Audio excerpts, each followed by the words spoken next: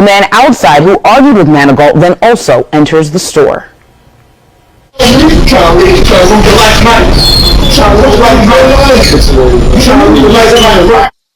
The argument continues, and Manigault is heard saying to the man, quote, "Do you want to lose your life tonight?" Video then shows him pulling what appears to be a gun out of his waistband and waving it around. Now, the man on the right side of the screen in the gray t-shirt is one of the officers. After waving the gun around for a few seconds, Manigault goes to exit the store, gun still in hand.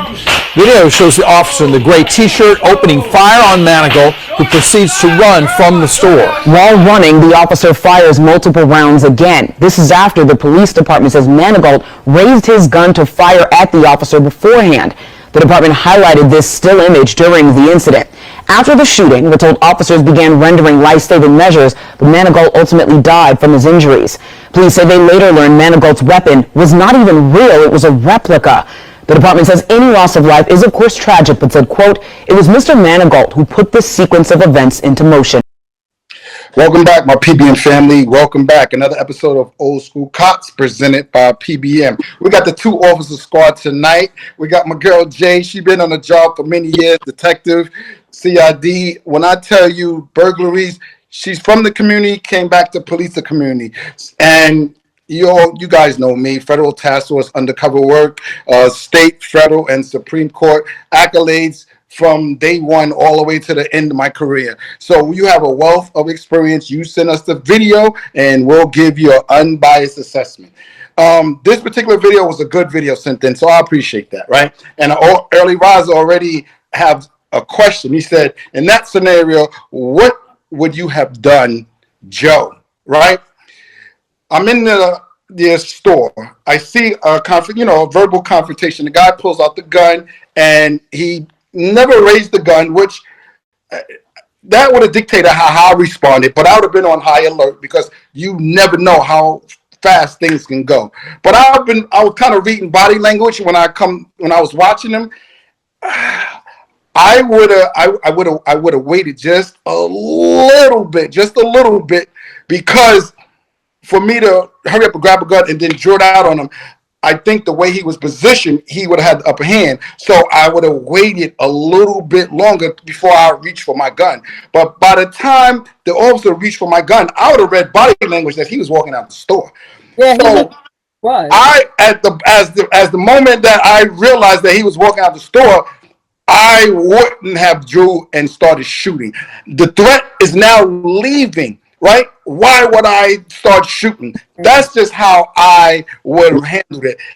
I don't like the fact that he was leaving and you chose to start using deadly force. Now, deadly force policy, we all know, right? If your life or the life of someone else is at risk of being lost at that very moment and there's no other options. Understand there's no other options. And every time we talk about deadly force, we forget that main piece of deadly force. There's no other options. The training tells you to find other options if you possibly can, because we're talking about a life that you have to possibly take. Yeah. He's walking away, right? He's walking away. So I do have a problem with him walking away. Now I decide to use deadly force.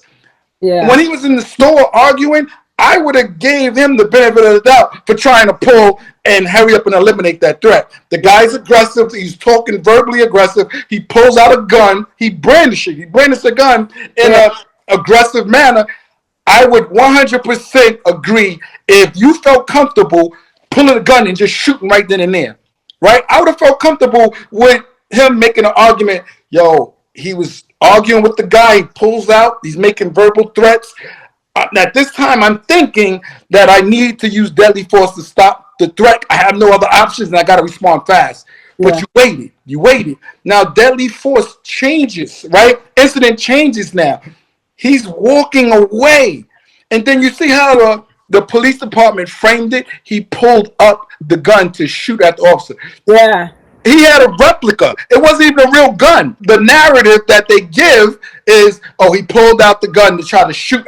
No, that's not what happened. He did not try to pull out a gun to shoot because he knew it was a fake gun. I know, even though he's dead, right, and we're supposed to respect. Come on, dude. Like, a lot of that you brought on yourself. You in there popping trash with a fake gun. Like, Yeah. like, come on. Yeah. Like, come on. From a distance, if you see it first, you really believe that that is a gun, a weapon. However, as he was walking away, he walked out the door. He still fired off rounds while this guy back was turned to him. So with that being said, and I kind of like piggyback on what you were saying. The bigger threat was when he was standing in that store talking smack, and he was facing. He kept turning around, looking in different directions, but he was facing victims. Apparently, all of them were victims at that point. They could have claimed themselves to be victims. So if you wanted to really, stop the threat or incapacitate him, that would have been the best time.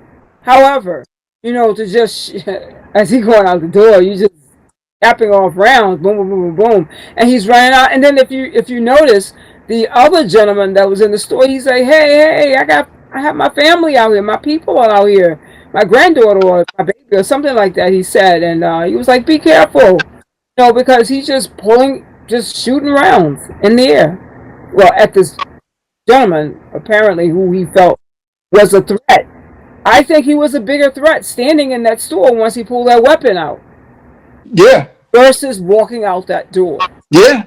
Because once he walked out the door, you gotta think he could have barricaded everybody in, called for units, everything. And while he was shooting, he still could have, he had a moment to say, hey, look, so-and-so police, identify yourself.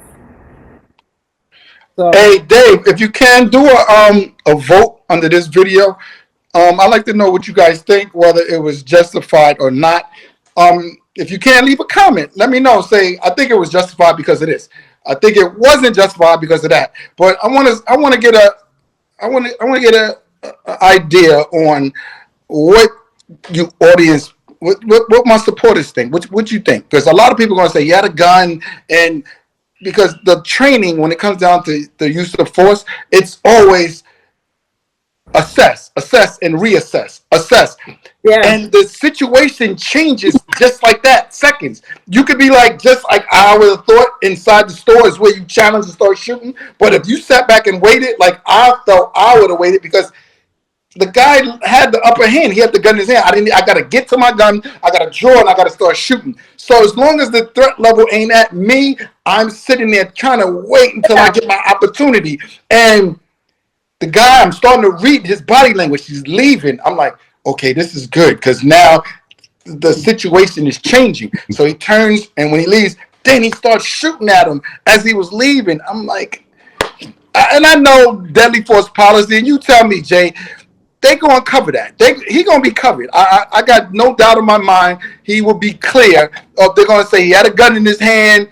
The officer was in fear of his life. The life of someone else.